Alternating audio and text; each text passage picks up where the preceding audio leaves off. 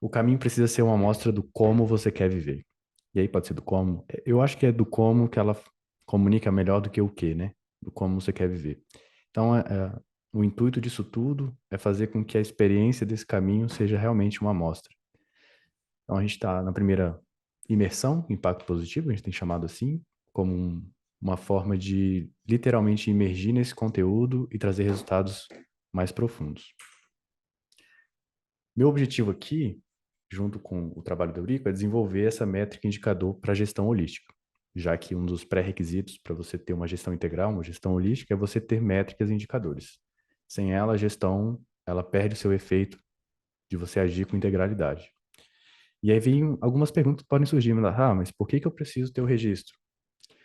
Eu vejo que o registro é essa forma meio robótica de falar, mas objetivamente ela é a sua vida em dados e não em memórias.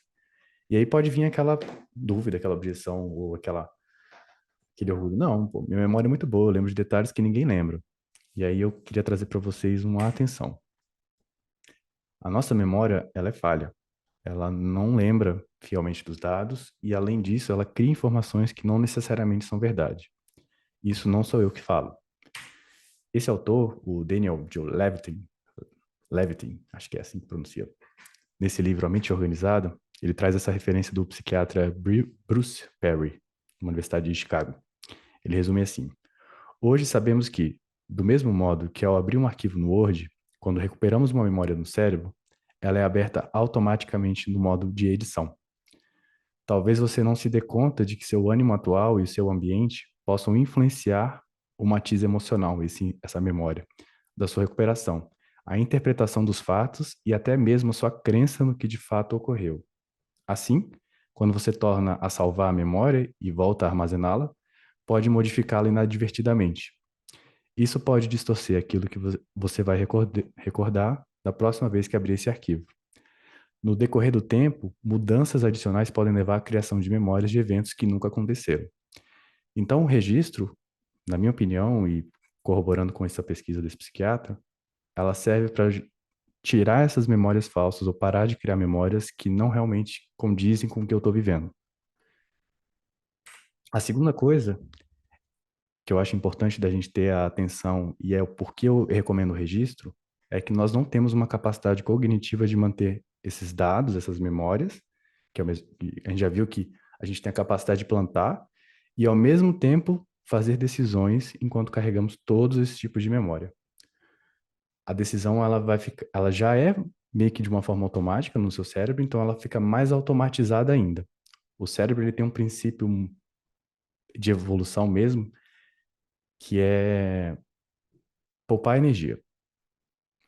Por isso que ele criou o hábito. Então ele tenta fazer isso da melhor forma, da forma mais eficiente, para que ele sobre energia para ele fazer outras coisas. Então uma decisão, ela vai ir para o seu lado automático porque ela exige muita energia. Então se a gente já está sobrecarregado, ainda precisa tomar decisões, e às vezes essas decisões são muito importantes, a chance de uma decisão dessa ser de uma magnitude de consequências desejadas inimaginável é grande. E aí vem mais uma fonte que eu acho que corrobora com isso. Eu queria aqui destacar a importância ou a quantidade de energia que é gasta quando a gente tem que armazenar dados, que são essas informações, as memórias, e tomar decisões. Todo dia enfrentamos dezenas de decisões, a maioria dos quais julgaremos banais ou insignificantes. Calçar o pé esquerdo ou o pé direito da meia primeiro, ir de ônibus ou de metrô para o trabalho, comer o quê, onde fazer compras. Todo esse processo de ignorar e adaptar tem um custo. Os neurocientistas descobriram que a falta de produtividade e motivação pode ser resultado de sobrecarga de decisões. Embora a maioria de nós não tenha dificuldade em relativizar a importância das decisões, o cérebro não faz isso automaticamente. Então, de uma forma consciente, você entende que tomar aquela decisão é muito importante. Então, precisaria, teoricamente, de atenção, tempo, calma. Só que, na hora que isso está acontecendo, que é o seu modus operandi, o cérebro não vai fazer isso.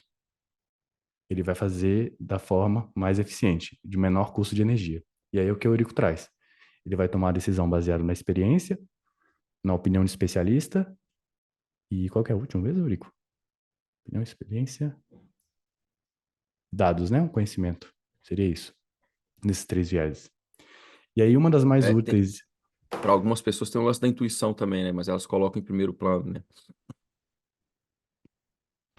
e aí por fim, uma das mais úteis e recentes descobertas da neurociência pode ser assim resumida. No nosso cérebro, a rede de tomada de decisões não determina prioridades.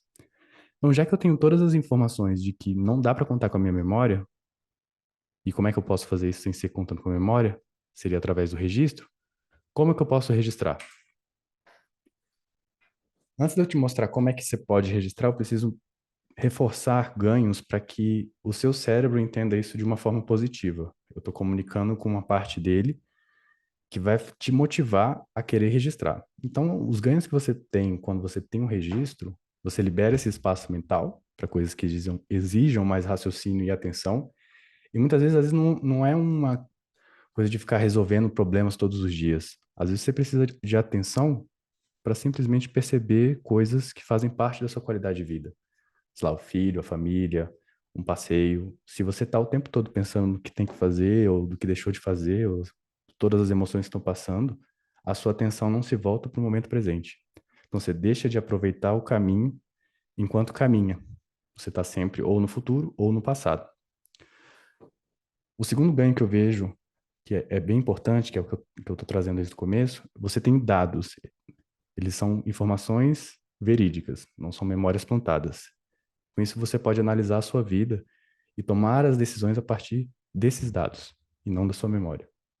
E por fim, você consegue visualizar e readequar suas ações caso esteja desviando do objetivo. É difícil a gente saber se a gente está indo para o lado certo ou não, para o objetivo, o que quer que seja, né? Para uma rota, se você não está vendo a rota. Você só tem uma percepção de que essa rota existe. E como você planta memórias, pode ser uma percepção boa ou pode ser uma percepção ruim. Se você estiver enfrentando muitos obstáculos, você pode ter a impressão de que não está indo em direção ao objetivo, sendo que, na verdade, é mais aquele estado emocional, estado de humor, de emoções que estão te dando essa informação. Se você revisa isso através de dados, pode ser que os obstáculos façam parte da rota daquele objetivo. O que eu recomendo vocês evitarem na hora de ter um registro? A primeira coisa, ter anotações distribuídas em vários lugares. Aplicativo, caderno, bloco de nota, post-it, bloco de nota celular, bloco de nota do computador, caderno do filho.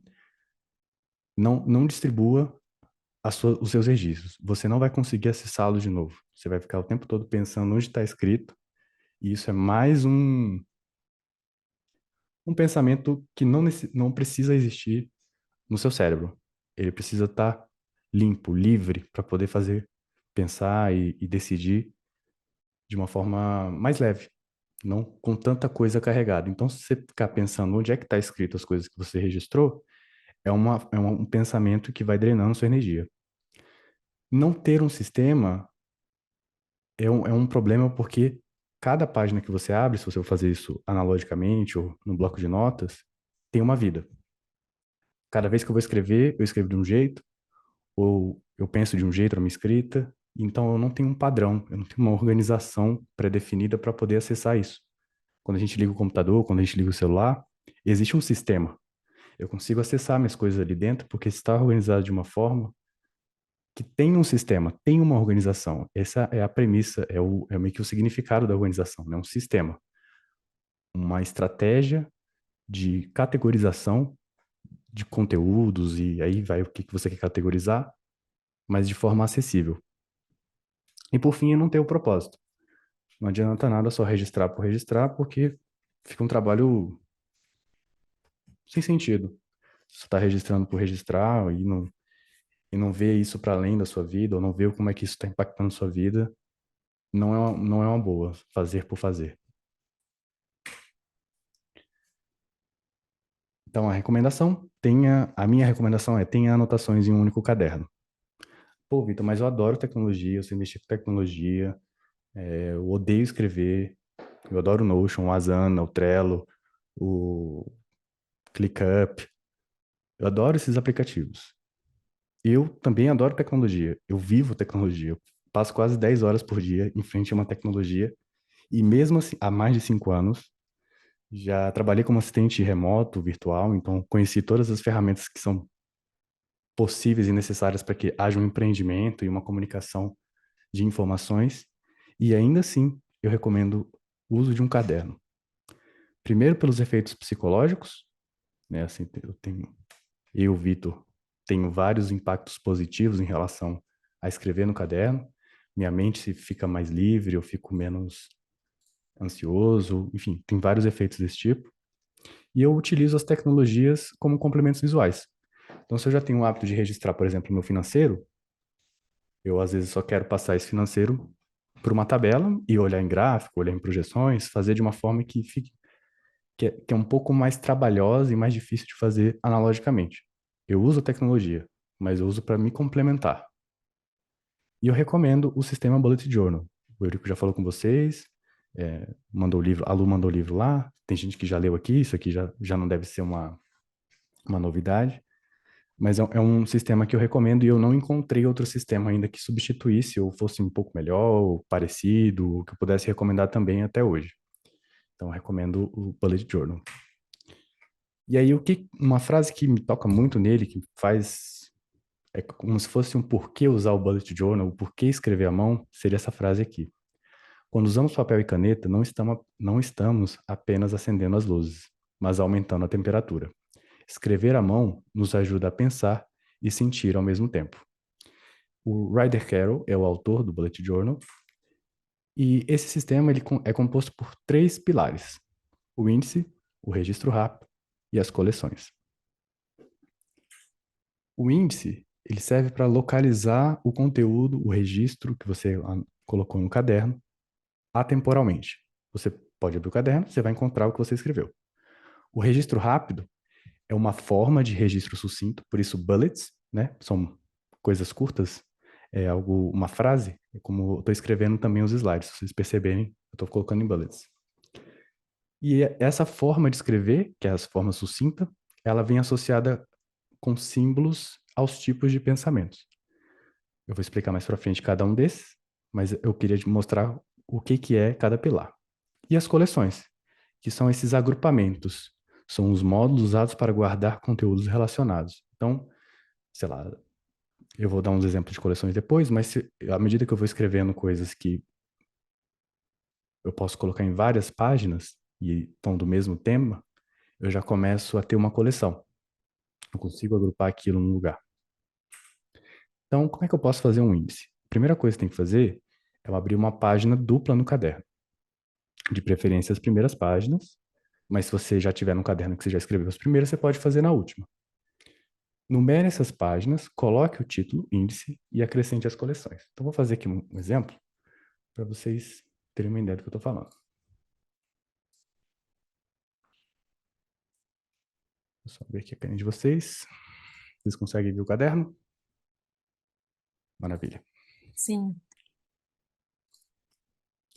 Esse caderno que eu tô, ele tem 160 páginas. Então, se tiver no final se a sua primeira página já tiver sido ocupada, vai para o final dela. Essa aqui seria a última. Deixa eu pegar a caneta errada, galera. Achei. Eu coloco a última página e eu abro uma página dupla. Então, eu sei que essa aqui é a 159 e essa é a 158. Deixa eu ver se ainda está centralizado aqui. Beleza. Eu vou colocar índice. Índice. Lembrando, se você não tem as primeiras páginas, você pode fazer nas últimas, como eu fiz agora, mas normalmente eu deixo, eu recomendo começo, né? Que como um livro também. Geralmente o que fica no final é o índice remissivo, né? Então eu faço o índice dessa maneira aqui, nas primeiras páginas, essa aqui é a página 1, 2 no caso, né? Eu esqueci de numerar essa. Mas essa é a sugestão que eu faço para quem já tem um caderno escrito e quer utilizar esse caderno, continuar usando, faça o índice no final. E depois você pode numerar as páginas e ver onde você parou. No meu caso, eu parei, por exemplo, na página 63.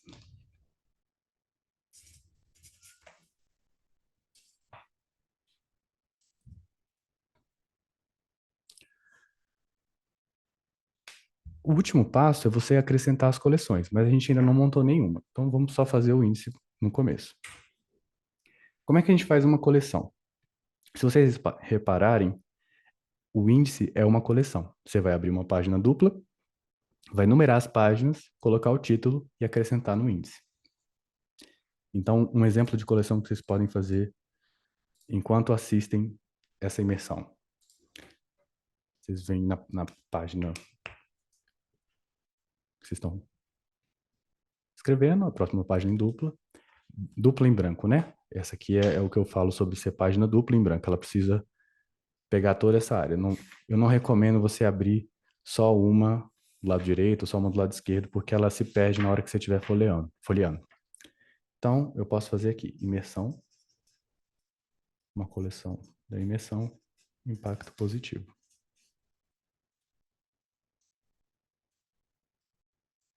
Já numerei as páginas, 63, 64, e agora eu coloco no índice. Meu índice está lá no final. Vou colocar aqui. Imersão. Impacto positivo. Página 63, 64. E assim eu tenho a primeira coleção. Então, seguindo a ordem, abri uma coleção. Abriu uma página dupla em branco, numerou as páginas, colocou o título e acrescentamos lá no índice. Esse é o ritual que a gente vai precisar exercitar toda vez que a gente abre uma coleção e toda vez que a gente está registrando também, por exemplo. Continuando aqui, se eu fosse para a próxima página, eu preciso primeiro numerar minha página para depois fazer o que eu tenho que fazer. A paginação vai servir para você acessar. O registro sem a revisão também não tem muito valor. Não adianta nada você sair registrando e abandonando todos os seus dados. É importante você revisitar. Eu vou falar disso quando eu estiver falando sobre reflexão noturna e registro mensal.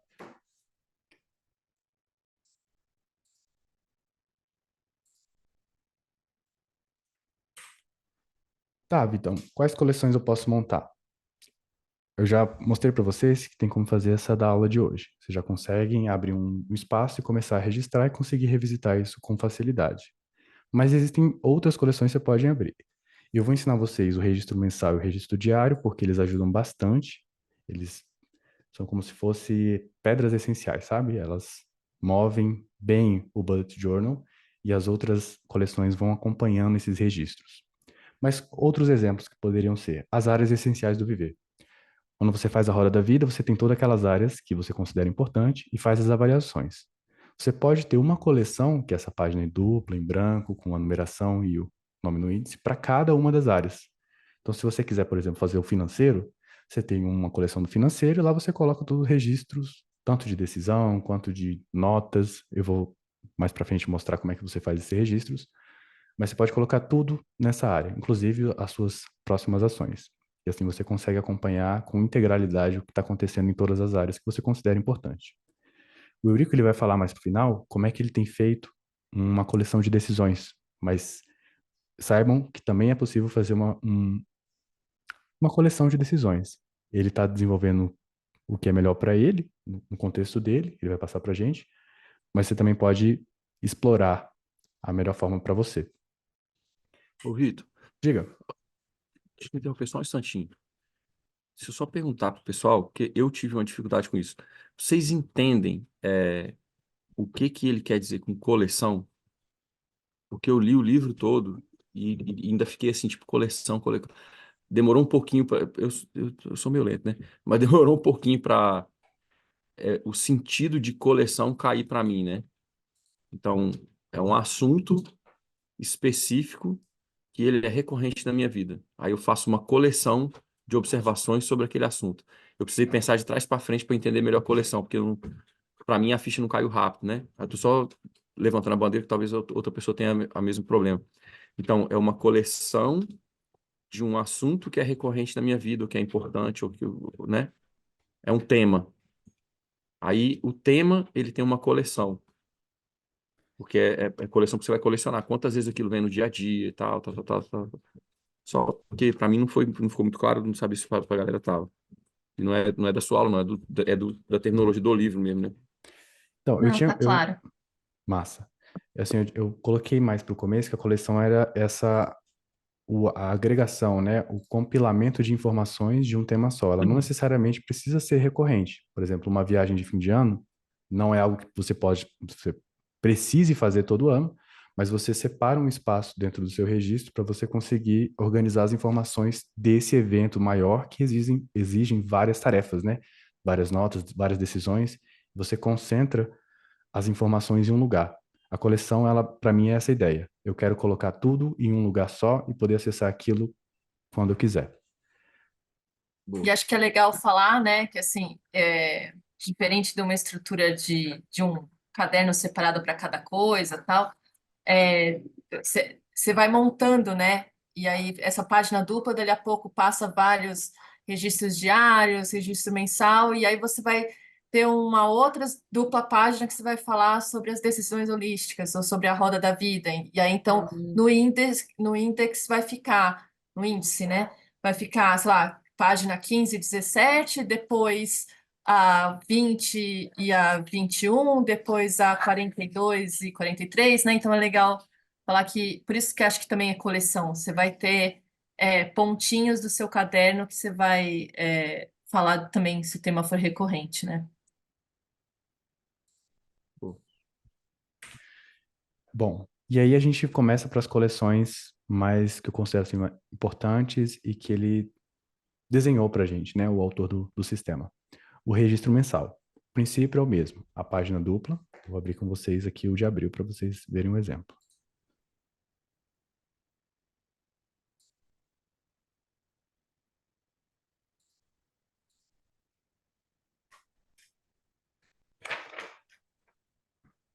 Uma coisa que eu vou falar depois dos hábitos, mas para se vocês forem fazer um caderno, fiquem atentos à caneta, tá? Tinta que atravessa. Eu me incomodo em ficar vendo o atravessado. Esse aqui é só um exemplo que eu estou fazendo para vocês, mas eu utilizo canetas que não atravessam a tinta do papel, porque atrapalha a informação seguinte. Eu vou falar disso nos hábitos. Mas vamos lá. Estamos em abril e aí eu estou abrindo com vocês uma coleção, um registro mensal. Página dupla, paginação, coloca no índice.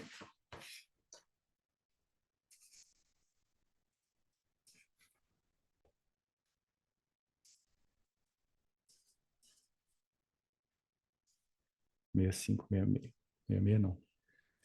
65, e aí só termina quando o mês acaba. Então, eu vou fazer uma coleção que é um registro mensal, e a partir daqui, tudo que vier para frente, além das coleções, inclui o meu registro mensal. Então, aqui eu posso colocar o calendário, é uma forma, é um espaço livre, né, do quê? Mas as sugestões que muitas vezes acontecem é o quê? Colocar um calendário, e aqui você coloca tarefas e compromissos do mês.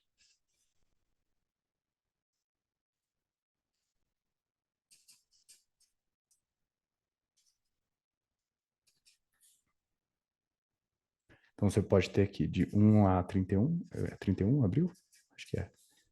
E aí você pode colocar aqui seus compromissos, seus agendamentos, tudo o que está relacionado ao mês de abril numa página só, e aí você vai conseguir acessar facilmente o que está acontecendo no mês e o que está faltando no mês.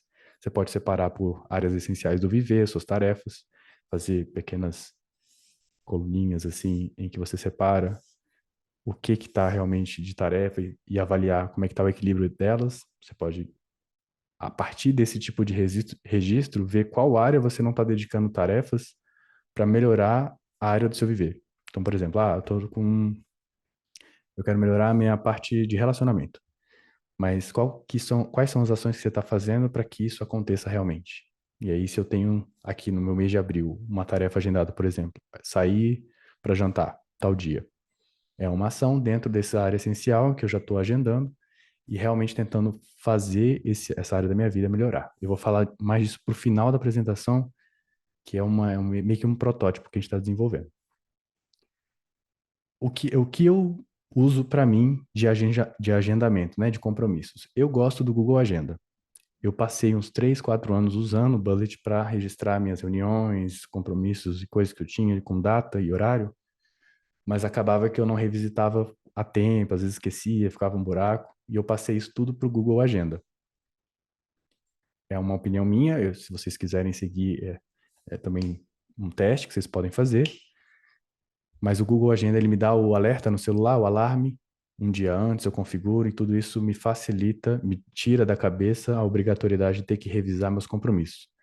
Eu sei que ao mesmo tempo eu posso avaliar se esses compromissos realmente são importantes, se eu quero mantê-los na minha vida, mas no momento eu sei que os que eu estou marcando, eles realmente precisam acontecer e eu não quero ficar ocupando meu espaço mental com essas datas ou tendo que revisar quais são os compromissos que eu tenho. Meu celular vai me avisar.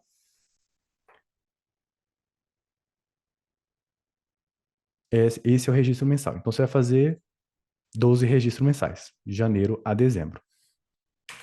E como é que eu vou escrever no meu dia? Para começar, e assim, é o que eu faço até hoje, eu escrevo em 2 momentos no meu dia só. Um de manhã e um à noite. Seria a reflexão diurna e a reflexão noturna. Tá, mas como é que eu escrevo? Como é que eu vou pegar e aplicar isso, né? Como é que eu vou escrever as coisas que estão acontecendo no meu dia? Se a gente lembrar, os símbolos, eles são associados aos tipos de pensamentos. Uma tarefa, geralmente, é aquele pensamento eu tenho o quê? Ah, eu tenho que fazer isso, eu tenho que fazer aquilo, eu tenho que fazer isso, eu tenho que fazer aquilo. E como é que eu vou fazer esse tipo de registro diário no meu caderno? Vou mostrar para vocês como é que a gente dá sequência ao bullet.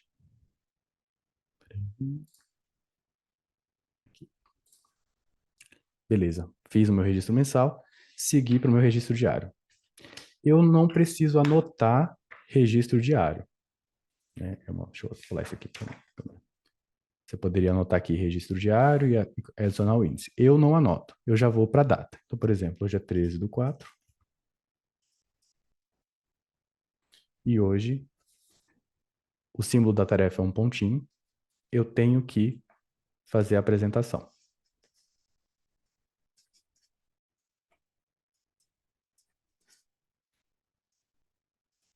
É uma tarefa que eu tenho que. Eu tenho que lavar a louça. Eu ainda não lavei. Tá lá, me esperando, bonitinha. Eu posso vomitar literalmente todos os tenho que no meu caderno. Eu tiro da minha cabeça todo esse processamento que fica em background, que fica consumindo minha energia e fazendo com que meu dia fique cada vez mais cansativo, simplesmente colocando todas as tarefas que eu tenho que fazer, ou no dia, ou se você preferir no mês, se você quiser fazer isso no seu registro mensal, tudo que eu tenho que fazer no mês, pode ser que dê mais de uma página, e você passa para o próximo, sem problema, e só lembra de colocar no índice. Então, todos os tem o que, você vai colocar a simbologia ponto como uma tarefa.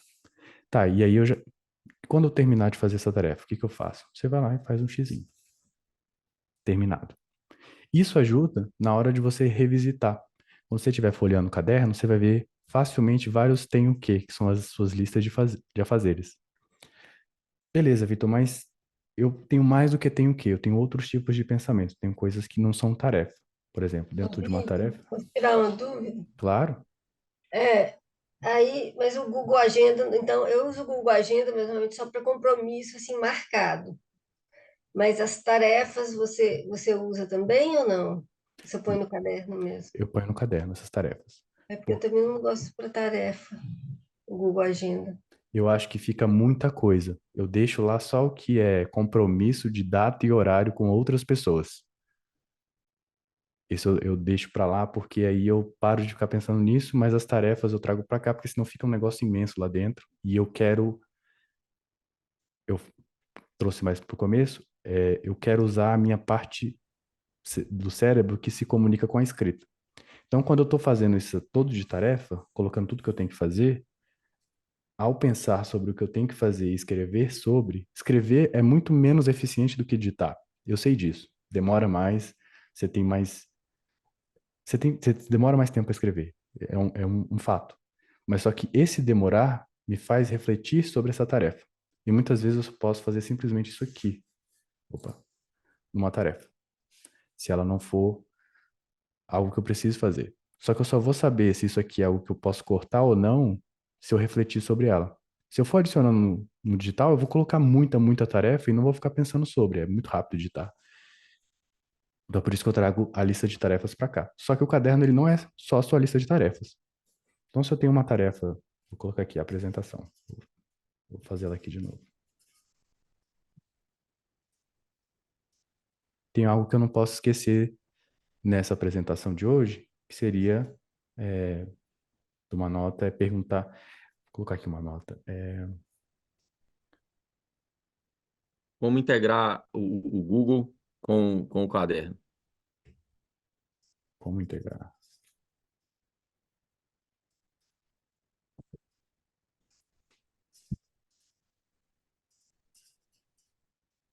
E Dentro é dessa, uma dúvida minha. show de bola, já Por anotei isso, aqui. Como que eu faço? Eu pego eu vou estar no meu registro mensal, e geralmente eu faço uma reflexão no domingo, para a semana. Então, por exemplo, eu tenho aqui o que seria meu domingo, que seria 14/4. Eu acesso o meu Google Agenda, eu vejo os compromissos que eu tenho e eu posso transcrevê-los para cá, como uma forma de eu revisar aquilo que vai acontecer na semana. Eu não necessariamente vou precisar disso aqui para me lembrar. Vai ser uma forma de revisão. Então, por exemplo, eu tenho reunião Eurico. Vou colocar aqui, Eurico. Aí eu posso colocar a de segunda, a de quarta e a de quinta. Só como uma forma de tirar da minha cabeça no domingo, que é o que eu gosto de fazer, para começar a semana. Fazer listar tudo que eu tenho que fazer, incluindo meus compromissos. É assim que eu integro o Google com o caderno. Bom, eu coloquei uma nota dentro da apresentação que foi uma dúvida. Ela pode ser uma tarefa também, que seria responder, né? Então, eu podia colocar um xizinho, um pontinho, colocado um X. Mas uma nota é esse tipo de pensamento que não necessariamente é algo a ser feito. É uma observação, é uma nota. Você vai ver que ao longo do seu registro, tem coisas no seu dia que você vai querer colocar como nota, ou um evento. E aí, o que que seria esse evento? Aqui. Os eventos são essa simbologia do círculo sem o preenchimento. Um evento, por exemplo, é um momento do seu dia que você quer guardar essa memória. Sei lá, eu tenho um evento muito claro que eu registrei há um tempo atrás, que foi uma vez que eu estava numa república e eu estava à noite, era assim uma noite muito estrelada. A república era um lugar mais verde, assim, então eu conseguia ter uma visão boa do céu. E eu coloquei esse evento, porque nesse dia eu fui para fora da casa, tinha um cachorrinho lá e eu fiquei olhando a lua, olhando as estrelas. E eu registrei sobre isso, eu coloquei como um evento. Então eu escrevi como eu me senti, como foi aquele momento para mim. E isso, quando você revisita, tem um impacto muito legal, porque é aquela informação que eu dei para vocês no começo. O cérebro, dependendo do humor, ele planta a memória. Então, se você está num dia ruim, esse evento desse momento bom, ele não vai estar presente na sua cabeça. Mas se você abre o seu caderno e revisita aquilo, aquela memória ela está íntegra. Ela está sem os seus vieses do momento, do seu contexto, do seu humor. Então, ela tem um impacto de romper o seu estado emocional do momento. Se você estiver num momento triste, e o contrário também pode acontecer. Mas aí eu tenho outras duas simbologias para me ajudar nas tarefas. Pô, Vitor, coloquei aqui que eu tinha uma tarefa para semana, mas eu não consegui fazer essa semana. O que que eu faço? Vou colocar aqui na cena. A reunião de segunda, ela não aconteceu. Ela foi transferida para terça. Ao invés de eu colocar que ela foi migrada, eu vou ter que colocar que ela foi agendada. Isso volta lá para o meu registro do mês. Agora, se ela só foi adiada para o dia seguinte, ou migrada, né? O rider ele coloca como migrada. Mas pode ser adiada também, ela foi jogada para frente. Eu uso esse maior que.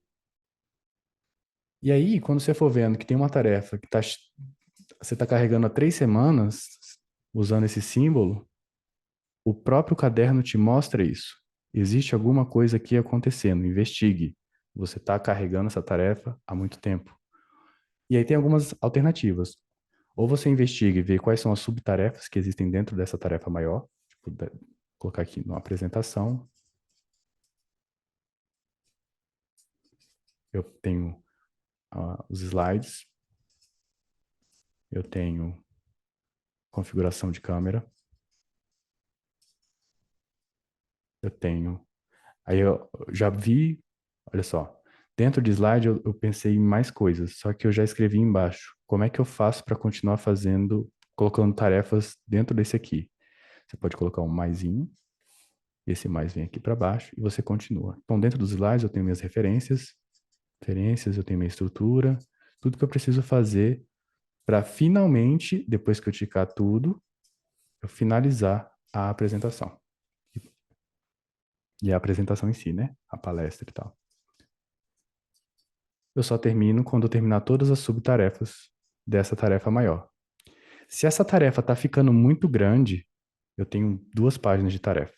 Talvez seja bom você considerar fazer uma coleção daquilo. Mesmo que você não fique carregando essa coleção ao longo dos anos ou dos meses, organizar num lugar que não seja só o seu registro diário vai te dar uma maior clareza e muitas vezes pode te desafogar.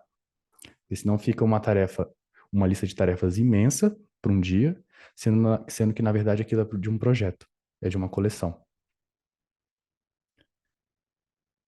Bom, acho que eu falei das simbologias, das tarefas, as notas, os eventos. E aí você pode brincar, né? Você faz a tarefa com notas dentro, você pode fazer com eventos dentro, um evento com uma tarefa dentro, um evento com Você várias pode notas repetir dentro. isso aí, Vitor, por favor? Isso o quê, Cláudia? A questão das subtarefas que você falou que às vezes é uma coisa que você tem que quebrar mais. Certo, ó. Então, aqui na imersão, a gente está falando sobre registro. Então, vou colocar aqui, bullet.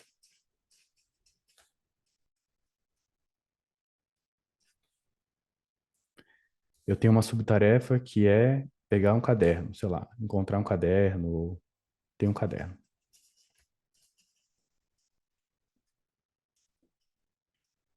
Dentro disso aqui, além do bullet, eu preciso estruturar meus sistemas.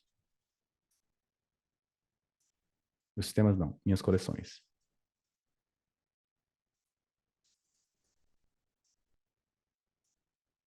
Aí dentro das coleções, de estruturar minhas coleções, eu estou fazendo subtarefa. Eu tenho que investigar o propósito delas. Eu já estou começando a ficar com muito subtarefa. Talvez seja melhor eu fazer uma coleção do Bullet Journal. Então, eu passo isso aqui para uma migração para o índice. Então, eu venho aqui e coloco. Vou abrir uma nova coleção. Bullet.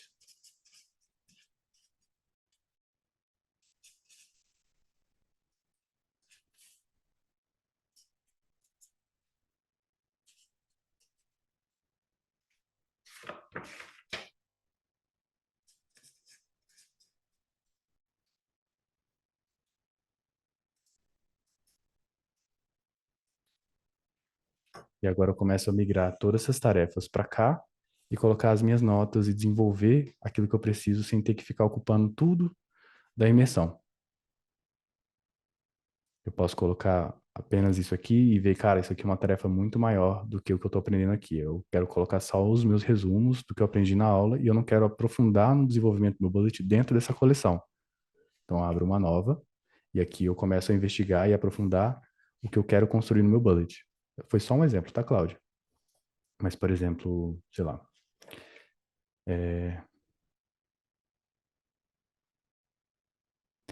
vou dar um exemplo prático do que a gente está fazendo aqui, do e-book, né? Eu comecei com algumas atividades. Deixa eu ver uma aqui, mano. De atividades do e-book.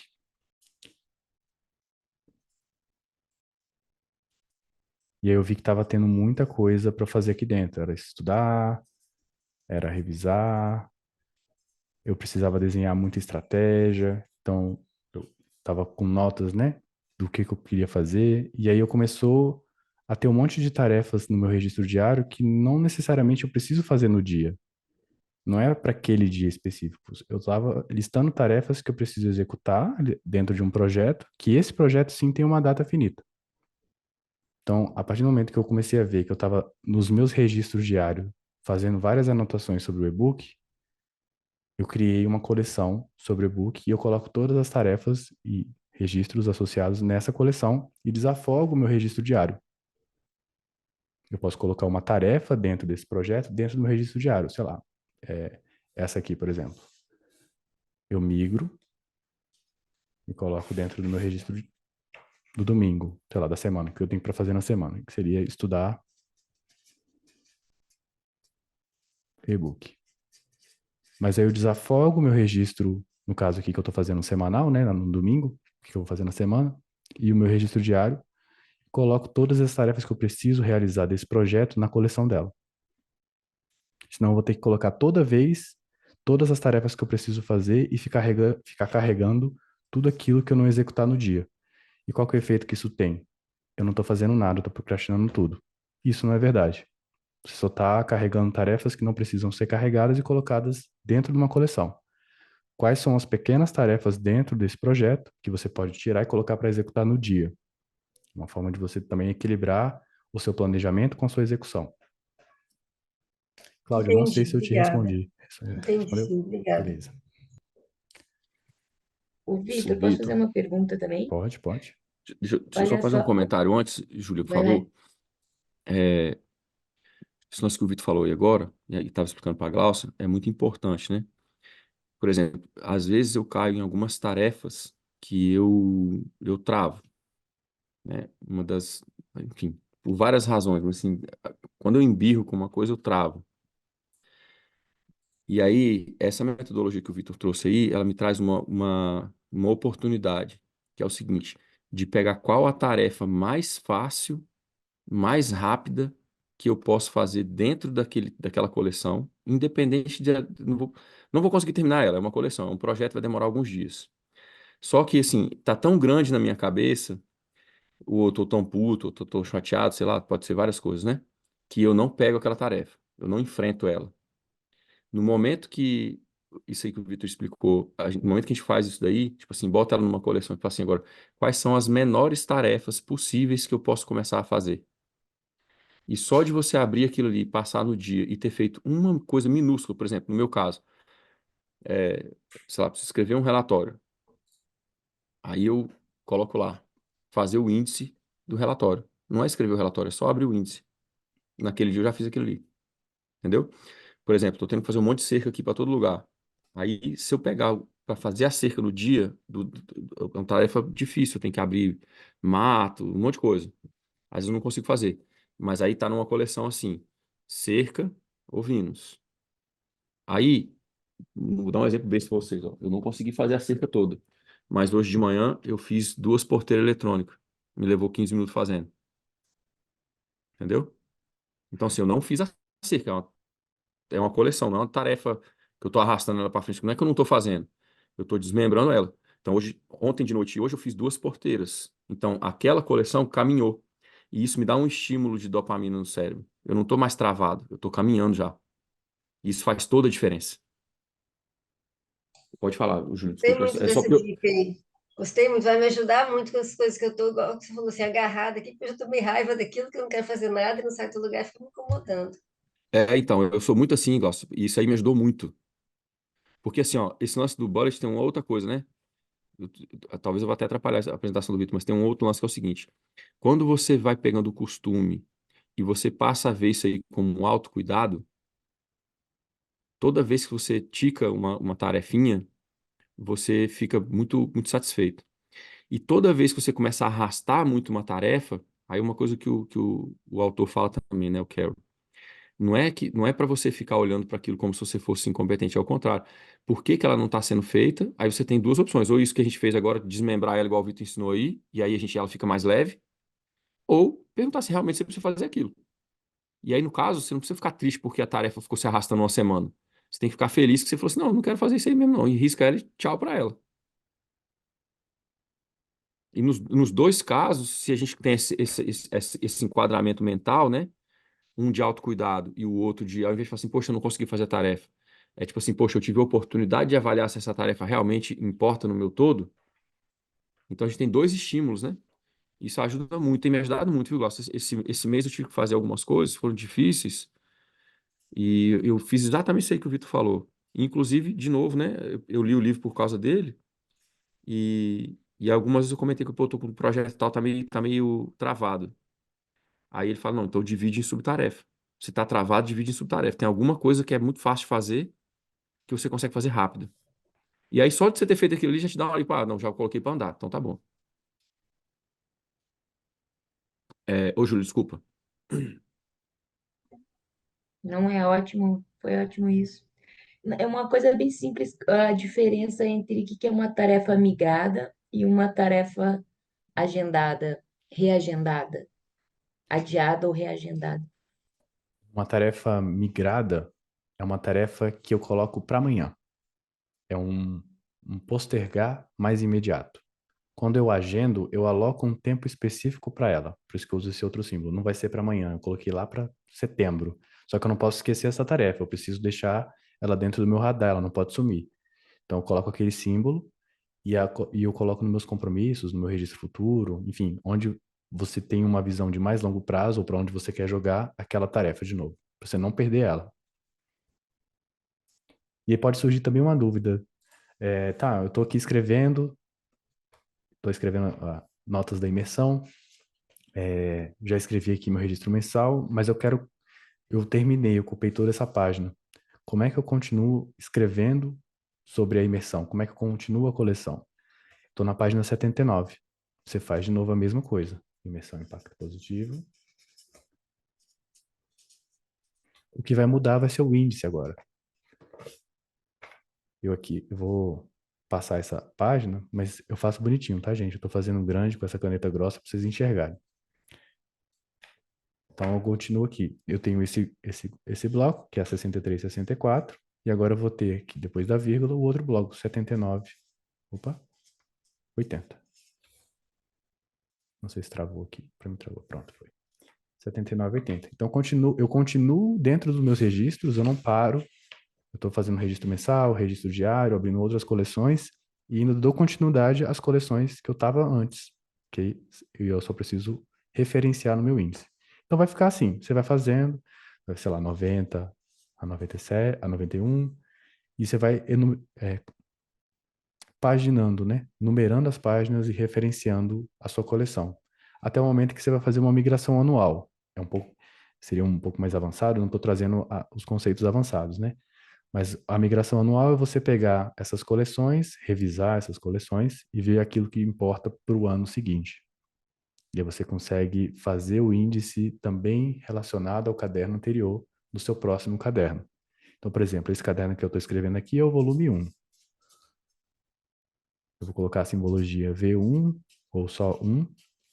E aí no índice eu vou colocar imersão impacto positivo, tipo IP.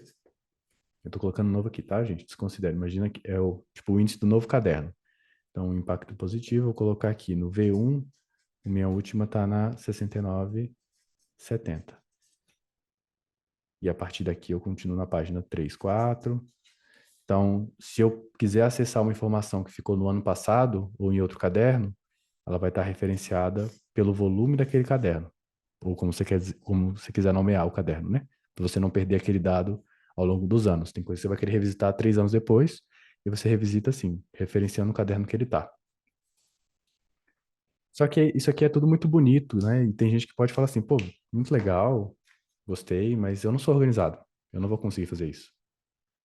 E aí eu entro num segundo momento dessa apresentação, que seriam os hábitos. Deixa eu fazer aqui. Transição. Eu não consigo fazer isso. E aqui tem duas coisas importantes nessa frase. A primeira delas é uma crença.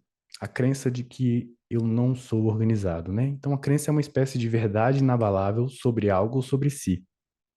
Eu não mudo a minha forma de pensar sobre aquilo ali. É inabalável. E não ser organizado é uma crença, é uma verdade inabalável. Se você não acha que vai conseguir mudar de estado, você não vai mudar. Mas se você, por algum motivo, e geralmente é uma clareza de como sair desse estado desorganizado para um estado organizado, quando você tem essa clareza, você consegue quebrar essa crença.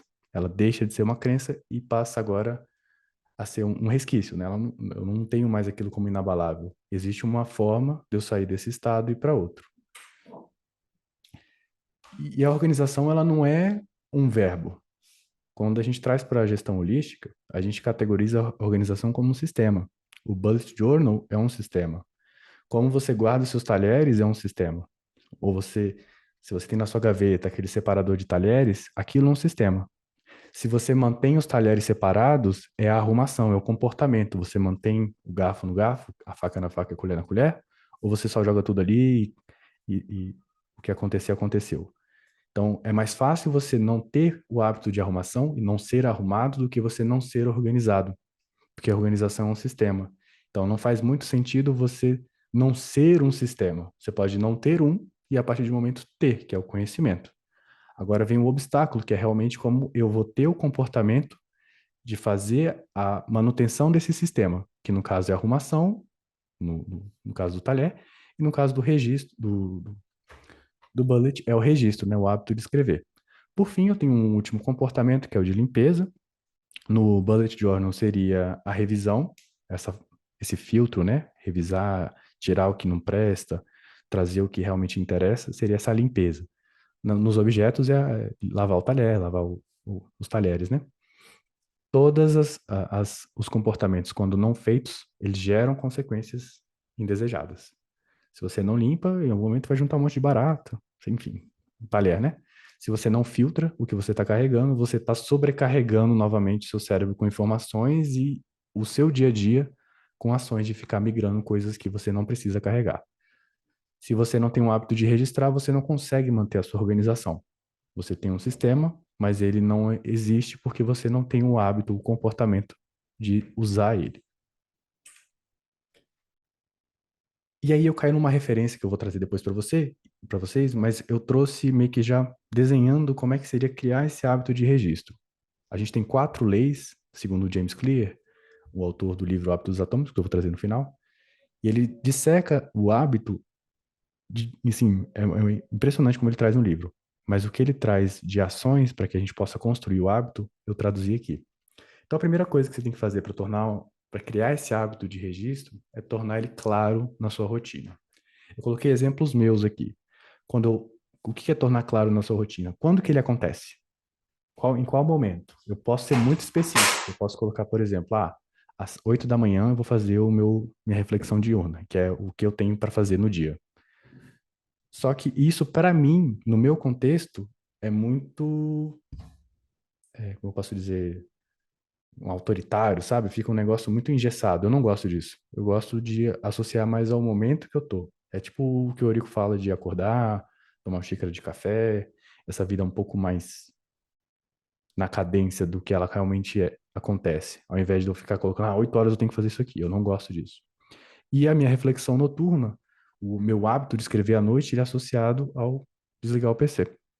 Então tem um momento muito claro. Para mim, todo dia eu tomo café e todo dia eu vou desligar meu PC. Então eu tenho esses momentos já separados, claros na minha rotina, onde eu escrevo. E eu só fui ter atenção, só fui perceber isso quando eu estava montando esse slide, porque já ficou tão automático como um hábito, que para mim é natural. Tipo, tomar banho, escovar o dente, essa parte do hábito, né? O hábito ele serve basicamente para fazer o seu cérebro economizar energia. Se vocês perceberem, o cérebro ele está sempre trabalhando para poupar energia. Então, o hábito, a decisão, tudo ele vai tentar automatizar o máximo possível. Por isso que é tão perigoso a gente não registrar as decisões e não registrar a nossa vida, os nossos estados emocionais, os nossos eventos. E a segunda parte do hábito, dessas leis que ele traz, é tornar ele atraente. Não pode ser um negócio, cara, que você odeia fazer. Então, como é que eu tornei o meu hábito de escrever atraente? Eu tenho esse caderno, que é um caderno específico, ele tem uma gramatura específica, na cor específica, que para mim é uma cor agradável, e eu uso uma boa caneta. Essas coisas tornam o registro para mim atraente. Quando, por exemplo, acaba minha caneta e eu vou ter que escrever caneta Bic, eu fico sofrendo. Não é bom para mim. Então, eu tiro esses obstáculos, faço ele se tornar atraente. Precisa ser alguma coisa prazerosa. Eu não vou escrever no caderno que eu acho ele feio, me sinta mal, uma caneta que eu fique falhando, fique estressado com essa caneta falhando. Ele tem que ser atraente. E na sequência ele tem que ser fácil, né? Meio que se mistura. É atraente no sentido de despertar o interesse, fazer ficar prazeroso, e ao mesmo tempo fácil. Então eu não guardo meu caderno, um exemplo de como eu torno ele fácil, eu não guardo meu caderno escondido. Ele nunca está na mochila ou dentro da gaveta, ele está sempre em cima da minha mesa. Se eu saio, ele está sempre na minha mão, ou aí sim, perto na mochila, né? Mas enquanto eu estou em casa, ele está sempre ao meu ver. Então, toda tarefa que surge ao longo do dia, um tem o quê, um pensamento, eu já tenho onde descarregar isso. Eu não preciso ficar pensando onde está, indo atrás para buscar, eu facilito o meu hábito de existir. Então, eu deixo ele sempre visível, à mostra, acessível. E, por fim, você tem que tornar satisfatório. Essas 4 leis combinadas, se você aplica em qualquer coisa que você queira, tá, gente? Isso aqui são 4 leis universais, universais assim, na metodologia dele, né? Você pode aplicar para qualquer coisa. O que eu estou trazendo é para o registro. Mas o último estágio é fechar esse ciclo, é ter aquele pico de dopamina para tornar ele satisfatório. Para mim, quando eu deito e não tem nenhum pensamento, para mim isso já é uma satisfação. Eu me sinto muito bem. Quando eu acordo também e faço a reflexão diurna, eu vomito, tiro aquela.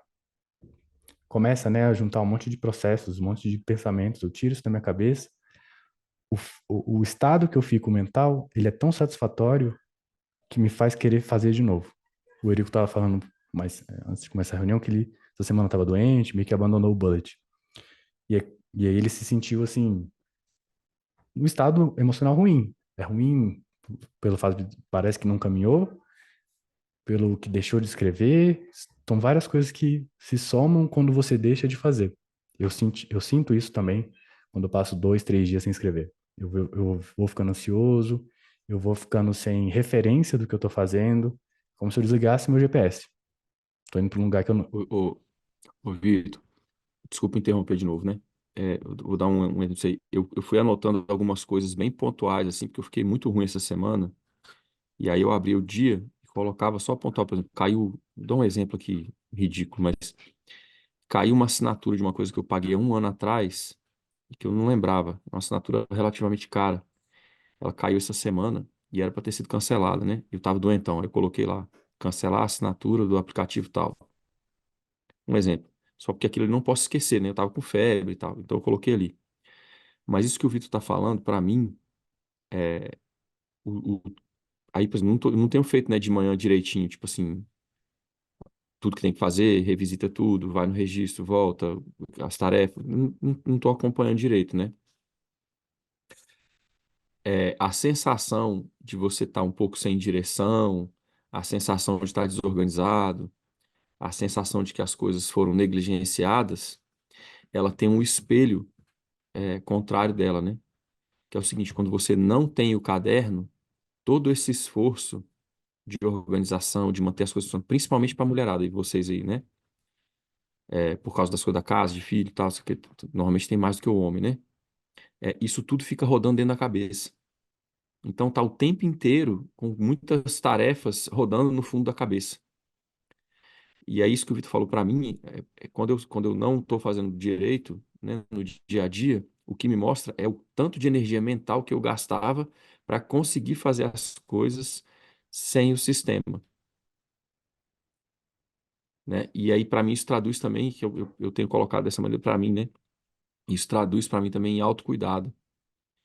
É autocuidado em vários sentidos, porque me facilita o dia, porque me tira as coisas da cabeça, me ajuda a organizar. E é um autocuidado também porque aumenta muito a minha eficiência de ir atrás das coisas que complementam o meu propósito e as minhas qualidades de vida. Então, tanto eu faço, né, os meus dias organizados em volta dos meus propósitos, como as minhas qualidades de vida estão amarradas com isso. Eu tenho rastreadores de hábito, eu fui usando o bullet de maneira já bem compreensiva, assim, a minha, né? Eu tenho o que que eu faço para me cuidar, o que que eu não faço. Uma das minhas coleções, por exemplo, que tem a ver com isso que o Vitor estava falando também agora há pouco, é o desenho comportamental, né? Então, quando eu faço o bullet no final do dia, eu faço aquele exercício, né? 3 coisas pelas quais eu sou grato, além de grato, como que eu me sinto e o que que eu preciso fazer para ter mais disso no meu dia a dia. Então eu faço isso todo dia, à mão.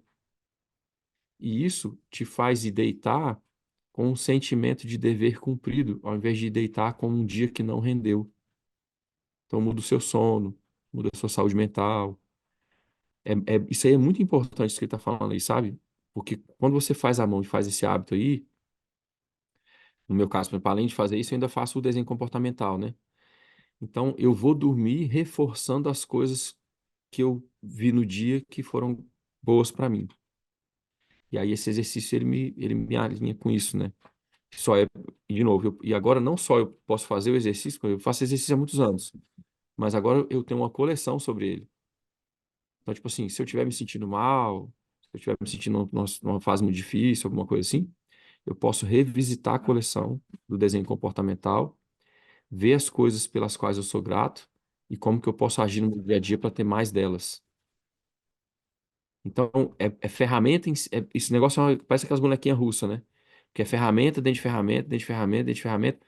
Só que ao invés de te deixar estressado como os aplicativos, te deixa a cabeça tranquila. Porque o aplicativo é tudo gamificado. Então, se você não vai ali, você fica com a sensação de que você está perdendo. E o caderno, ele está ali à sua disposição. Você abre quando você quer.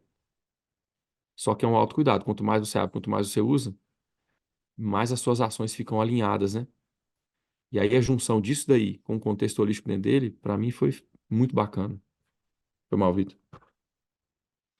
E aí, para fechar esse ciclo, para fazer com. É um caminho neural, né? Isso aqui é um comportamento dentro de um estudo neurológico de formação de hábitos. Então, eu tenho todo um estudo científico por trás dessa formação de hábitos, que é esse caminho neural, onde eu gasto menos energia. E para finalizar esse caminho e fazer com que ele aconteça de novo, eu preciso que o final seja satisfatório. No meu caso, já eu tenho 6 anos de registro, o ato de escrever em si já é satisfatório. Mas para quem está começando, você pode colocar algo que recompense essa tarefa. Assistir um filme, tomar uma taça de vinho, alguma coisa que complemente e feche esse ritual de uma forma satisfatória. Tipo, legal, sei lá, fazer a unha no final. Os caras podem ser, sei lá, jogar um videogame. Depende do que você acha satisfatório e como é que você consegue encaixar dentro da sua rotina. Sei lá, às vezes tomar uma taça de vinho todo dia para você não é algo que cabe no seu contexto, nem assistir um filme.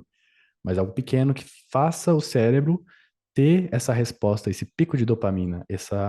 O pico de dopamina é um efeito de satisfação intenso. Um sorriso gera um pico de dopamina. Para mim, finalizar a escrita gera um pico de dopamina já, mas eu estou a um estado já de 6 anos escrevendo. Então, para o começo, você talvez precise desenvolver alguma coisa que faça você.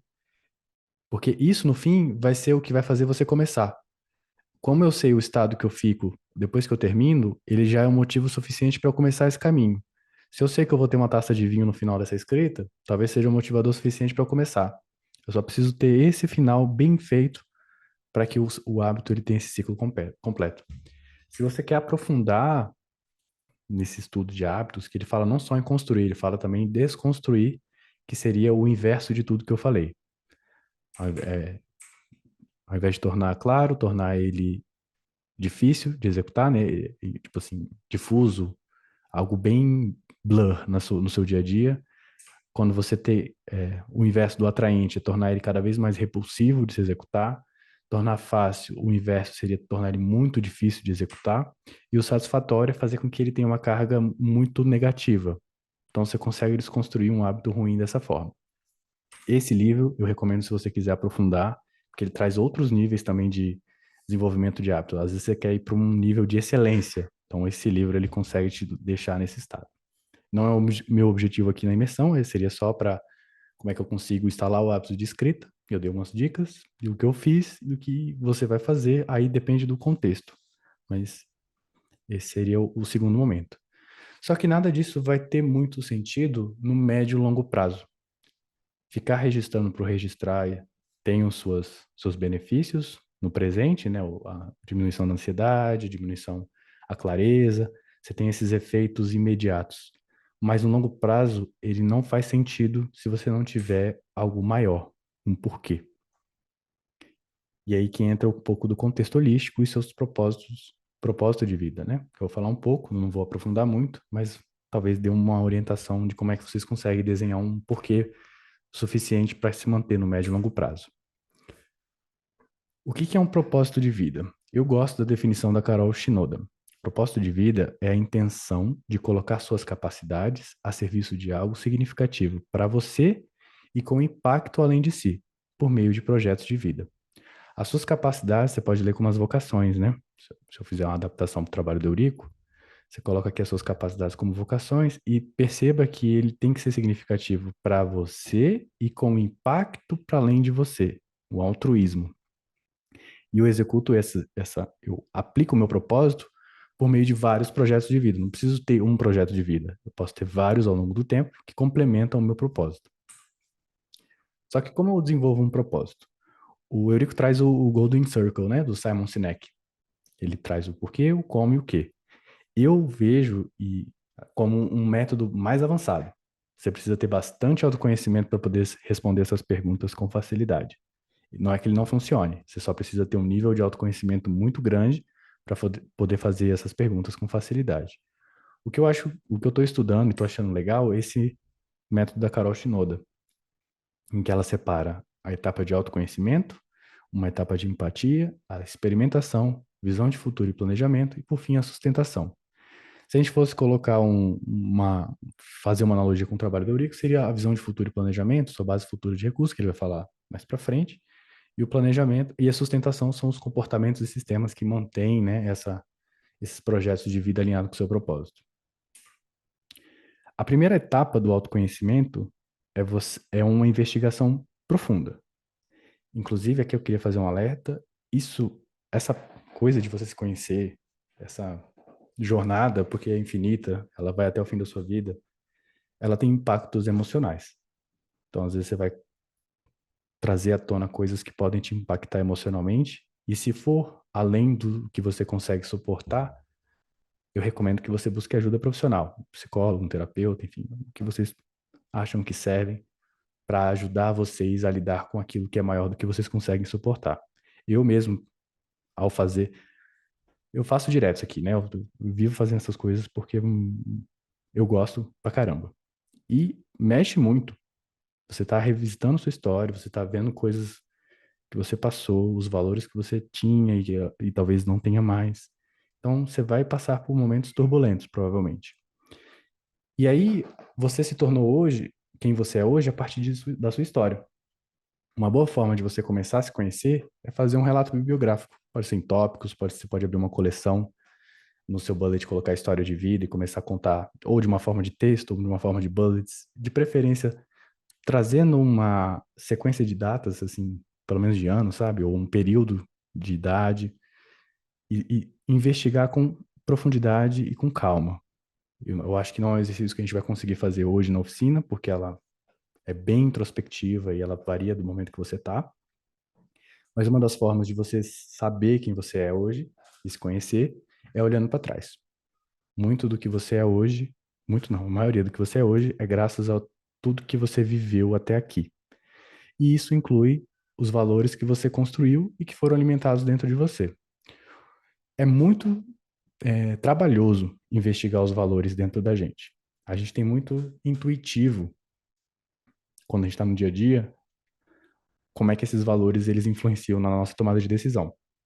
Então, uma coisa é você ter isso de forma intuitiva e tomar as decisões a partir disso, e outra coisa é você trazer à tona e entender como é que você vem tomando decisões a partir desses valores. E como é que eu faço uma investigação de valores? Você pode trazer 3 experiências da sua vida. Por exemplo, eu vou fazer valores que eu tenho profissionais, digamos assim. Eu pego uma experiência horrível de trabalho que eu tive na minha vida e descrevo. Pego uma experiência que eu estou tendo agora de trabalho e descrevo. E pego uma terceira experiência de trabalho que eu adorei e descrevo. Essa descrição, ela vai trazer necessidades que você tem. Essas necessidades, elas estão muito próximos dos seus valores. Então, por exemplo, eu odiei trabalhar num lugar onde eu não tinha voz. Eu não era consultado, eu não era perguntado, eu só era um executor. Eu vejo que um valor que eu não estava sendo atendido é o de inclusão, ou de participação, ou de influência. Então eu vejo que eu tenho esse valor muito forte dentro do aquilo que eu acho necessário dentro de uma relação profissional. E o mesmo eu consigo fazer para todas as outras áreas. A partir de 3 experiências, eu descrever cada uma delas no nível o pior, a minha atual e a minha melhor. Se eu não tenho uma terceira, assim, a minha atual e a minha pior, você pode fazer uma projeção daquilo que você considera o ideal. Você também vai conseguir ver os seus valores ali. Tendo essa lista de valores, através de um exercício de investigação, você precisa pegar esses momentos, escrever, identificar a necessidade que está tendo falta naquela descrição ou está sendo valorizada no caso do exemplo bom, né? O que que eu vejo ali que realmente é bom? Por exemplo, trabalhar com o Eurico, eu tenho esse valor de influência muito bem estabelecido. A gente tem trocas, as decisões elas são tomadas meio que em conjunto, no seu nível de decisão. Isso tudo faz com que eu tenha a minha visão de que é uma experiência boa de trabalho. Então eu já vejo que, sei lá, futuramente ou nas próximas interações de trabalho que eu vou ter, eu preciso ter esse valor entre meus top 3, digamos assim. Porque sem eles eu sei que eu não vou ter minhas necessidades atendidas e vou começar a me sentir insatisfeito. E aí começa aquela coisa que a gente não gosta da vida, né? De trabalhar onde a gente não quer, de estar com pessoas que a gente não quer.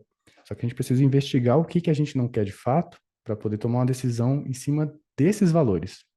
Então, se eu tenho um valor muito forte dentro do que é o relacionamento para mim, que é a conexão, se eu estou num relacionamento onde eu não tenho conexão, tem grande chance desse relacionamento não se desenvolver de uma forma positiva. Mas eu consigo trabalhar, já que eu sei qual que é o valor que eu vejo numa relação, o desenvolvimento dessa conexão, que aí eu vou falar com vocês sobre a roda da vida. E por fim, assim, numa lista de exercícios que você pode fazer para se autoconhecer, o Eurico traz no curso aquele obituário, né? Você tá aquele exercício onde você tá no seu próprio enterro, enfim, vocês assistiram aquilo lá. Mas qual que é o que que eu quero com isso? Eu quero um efeito finitude. Eu quero que você pare com todas as desculpas que na verdade são os argumentos que você tem hoje para não viver aquilo que você vive e tirar essas desculpas para ver qual é a vida que você teria realmente, sabe? Tirando tudo que você está colocando aí na frente de obstáculos, de tudo. Eu quero qual que é a vida que você gostaria de ter. E o que que impede você de ter um pouco dessa vida hoje. Esse é o efeito finitude, é o objetivo desse tipo de exercício. É você aproximar a vida ideal da sua vida real. Qual que é a ponte que está faltando entre um e outro? É para isso que serve esse tipo de exercício. No segundo passo, para definir um propósito, como a gente viu que ele tem um impacto além de mim, né? Ele tem que ser impactante para mim, e ele tem que ter valor para mim e impacto além de mim. Eu preciso trabalhar o desenvolvimento de empatia. Eu acho que nesse caso aqui, eu não preciso falar tanto, né? A gente tem um valor ecológico e social muito forte no trabalho, então é uma forma de uma empatia projetada. A gente sabe olhar para os outros, a gente sabe olhar para a natureza. Mas para quem ainda tem uma certa dificuldade em ter empatia, como é que eu consigo olhar além de mim, né? Porque eu só consigo, às vezes, ver trabalhos que me impactam, não vejo como impactam outras pessoas.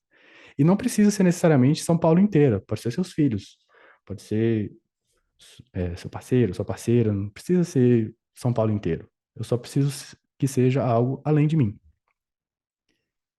E aí você pode desenvolver a empatia perguntando sobre a história de vida das pessoas, perguntando como ela pensa sobre tal coisa.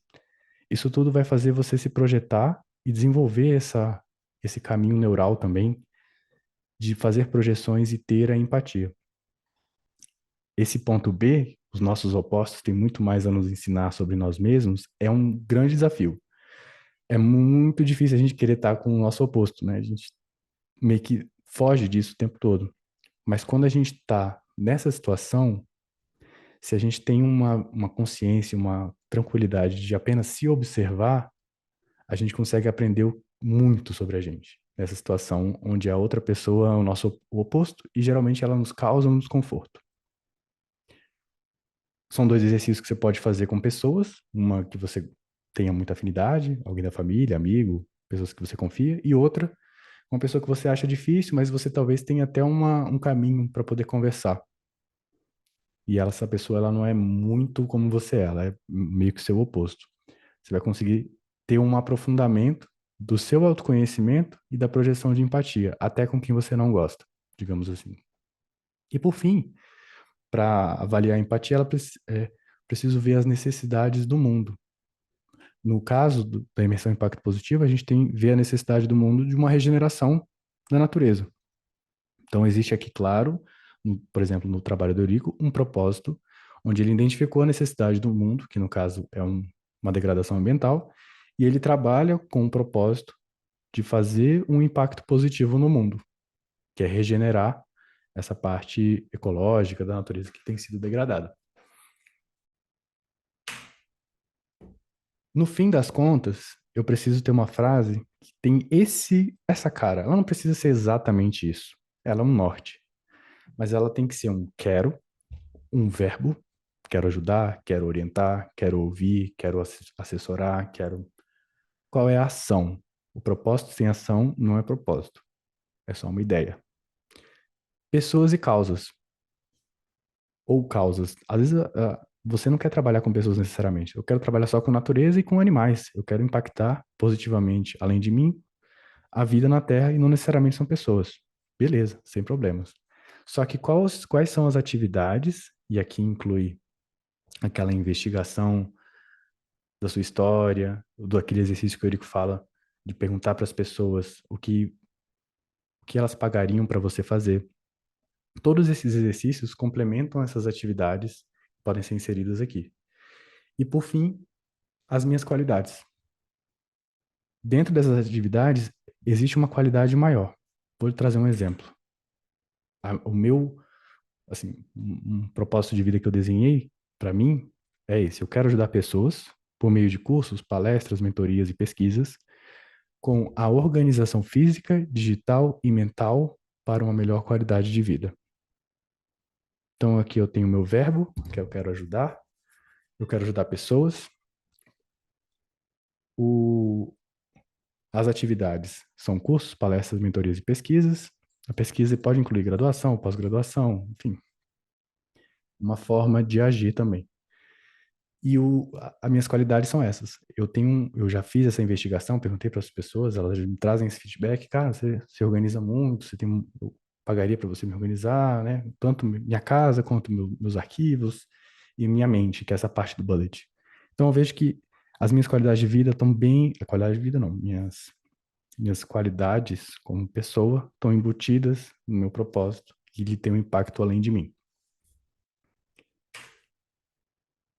Só que é o que eu falei mais cedo. O propósito sem ação, ele é só uma ideia.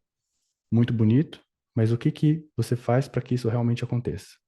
Então, o mínimo viável possível. O Eurico sempre fala do teste seguro, a gente tem já bem enraizado esse conhecimento. Mas eu vou dar um exemplo para vocês. Essa imersão é um pouco do meu MVP, que é essa experimentação segura desse meu propósito.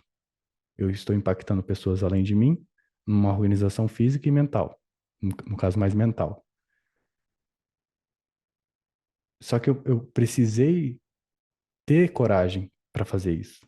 Viver uma vida com propósito, ela requer um pouco de coragem, é meio desafiador.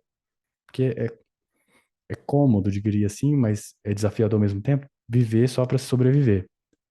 Você consegue seguir esse caminho por um tempo, mas em algum momento isso vai ficar um pouco vazio, não vai ter um motivo, né? Fica só aquilo por aquilo. E aí quando você passa a enxergar o seu propósito, dá um leve medinho, assim. Você vê que você vai fazer coisas que vão impactar outras pessoas. E como eu disse, pode ser um filho, pode ser seus parentes, pode ser São Paulo inteira, pode ser uma rede digital.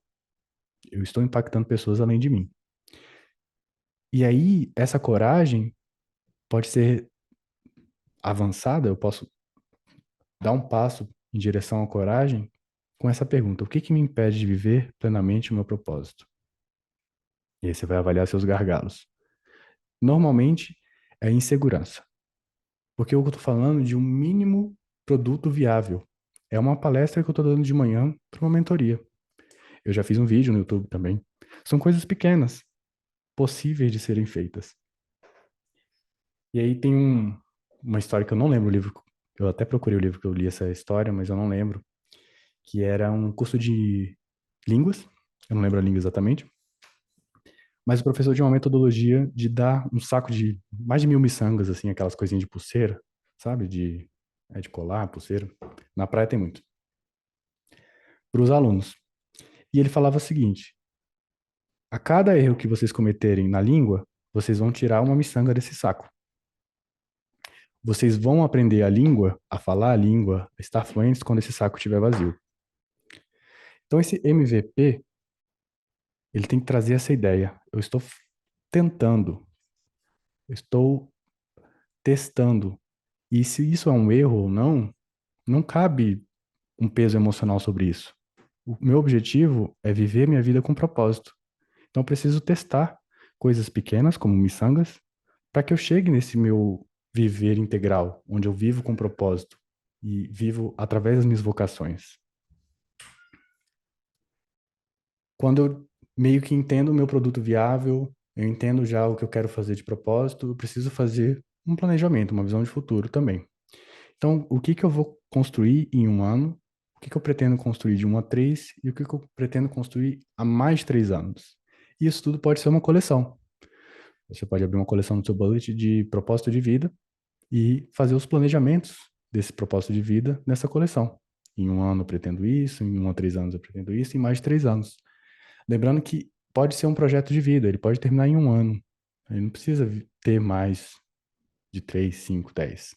Ele pode ser algo menor. Você pode começar menor, pode ser 6 meses, 3 meses. Mas eu preciso ter uma estrutura de planejamento que me mostre, quando eu chegar lá, que eu atingi esse resultado. Porque senão você vai ficar sempre insatisfeito com os resultados, apesar de estar tendo resultados, porque você não delimitou pequenos objetivos ao longo desse processo. Por isso que é bom ter além de um ano, de 1 a 3 e mais de 3. Que assim você consegue se manter em movimento. E por fim, eu tenho o projeto de vida. Eu separei algumas perguntas aqui, eu vou disponibilizar esse slide para vocês, mas a Carol Shinoda, ela tem essa estrutura de perguntas que norteiam você para construir esse projeto de vida que pode vir numa coleção.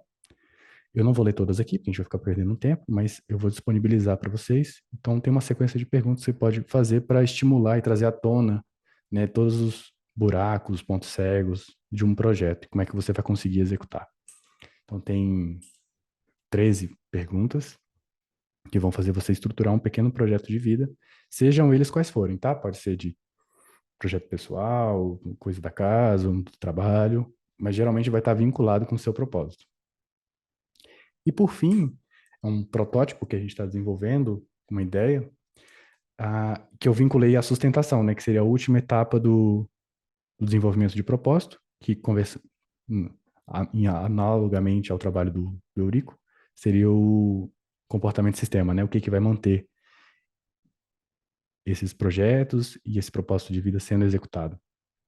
Quando você for fazer a roda da vida, você pode pegar os valores que você conseguiu investigar dentro das áreas essenciais e ver quais desses valores não estão sendo atendidos. Por que que acontece? Às vezes você pode dizer, meu financeiro está ruim.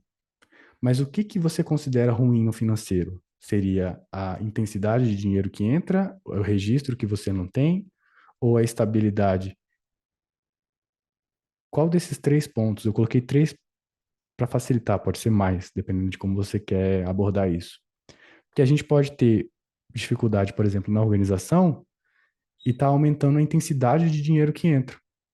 E aí essa área do seu viver nunca vai aumentar, porque você já está no máximo disso aqui. Esse valor de intensidade já atingiu o máximo. Eu preciso agir com os outros valores que compõem essa área essencial do meu viver. Então, um outro exemplo, trazer para a relação. Eu tenho, para mim, que uma relação de valor, uma relação que tem intimidade, que tem conexão e tem reciprocidade. A reciprocidade é um valor que está sendo muito atendido. Não vejo um faltar disso. A conexão, ela está acontecendo, ela existe. Mas talvez falte intimidade. E ao invés de eu focar... Calma aí que eu esqueci o primeiro.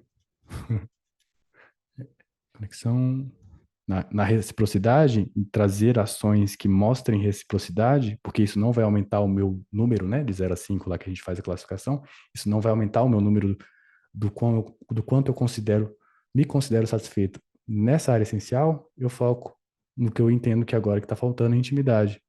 E eu desenho ações, eu realmente coloco tarefas e agendo essas tarefas no meu bullet para executar nessa área essencial. Então eu posso separar para todas as áreas. É uma forma de você começar a expandir a sua roda mais rápido, sem ficar patinando ou gastando energia em coisas que você não tem que fazer. Que é como eu falei, às vezes esse valor já está sendo atendido. É um valor que você não percebe, ou que você ainda não investigou, ou que você não está tendo atenção, que você precisa ter uma ação direcionada para esse valor em específico. E você consegue fazer ter a percepção de que realmente essa área da sua vida se expandiu. Então, eu dei o exemplo do financeiro e tem um exemplo do afetivo. Pode ser o ecológico. E aí cada um vai ter as suas áreas essenciais, os valores associados às áreas essenciais e quais os valores estão sendo atendidos ou não dentro dessa área essencial.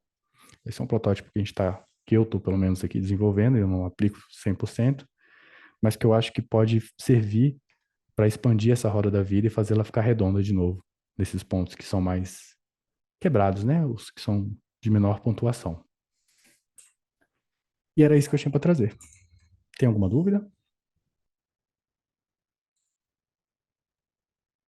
Não, excelente, nossa, amarra assim um monte de coisa, mas acho que precisa, né, desse momento introspectivo de fazer essas respostas, né, de pensar, refletir, trazer essas propostas, porque começa de uma investigação, né, sempre, né, que a gente faz isso no curso, né, avaliar a declaração de propósito de vida, tal, mas acho que do jeito que você colocou, você deu uma amarrada e para trazer isso numa forma mais, assim, talvez mais prática de como alinhar as duas coisas. Quando você tinha proposto do Bullet Journal e eu iniciei, eu sinto que eu preciso, ainda estou super recente no método, mas que ainda falta acho que a sacada é isso, é esse o porquê que aí faz com que você queira alimentar o sistema, né?